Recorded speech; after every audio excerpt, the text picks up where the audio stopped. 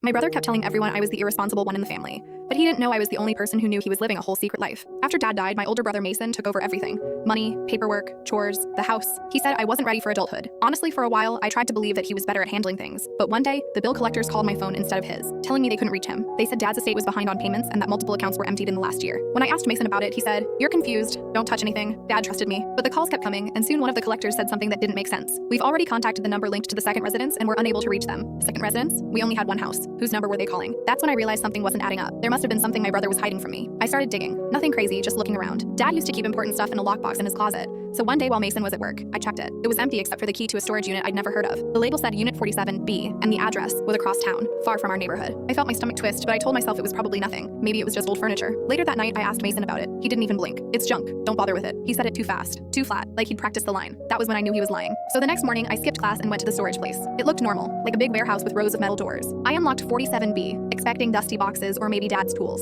Instead, I found a whole different world. Inside were neat stacks of documents with the name Eric Dalton, not Mason, not Dad. Driver's license, passport, birth certificate, bank papers, a resume, and even a job offer for a company in Singapore. There were bags of clothes, a suitcase, a shaving kit, and a phone charger plugged into a portable battery. It looked like someone was getting ready to leave the country. Not someday. Soon. I felt weird, like my brain was glitching. Why would Mason need a whole other identity? Why would he need a job in another country? Why was he draining Dad's accounts for it? I dug deeper. There were letters addressed to Eric, some typed, some handwritten. They talked about mission progress, deadlines, and loose ends back home. None of it sounded like cheating or running away for fun. It sounded organized, serious, kind of scary. When I closed the unit door, my hands were shaking. I kept asking myself, who even was my brother? That night I waited for him to come home. I sat at the table with the papers in a pile in front of me. When he walked in, he looked at the pile once and went pale. Not confused, not surprised, just scared. "Mason," I said, trying not to yell, "what is all this?" He didn't answer at first. He just stared at the passport like it was alive. He whispered, "You shouldn't have gone there." It wasn't a threat, it was fear. I pressed him harder. "Were you stealing money? Were you going to leave us? Was any of this real?" His voice cracked. I can explain. But before he could, there was a loud knock at the door. 3 knocks. Heavy, official, like the cops in movies. Mason froze. His whole body went tight. "Don't answer it," he whispered. But the knocking got louder. Then a voice called out, "Mason Keller, we need to speak with you. Open the door." My heart dropped. They said his real name. Not Eric,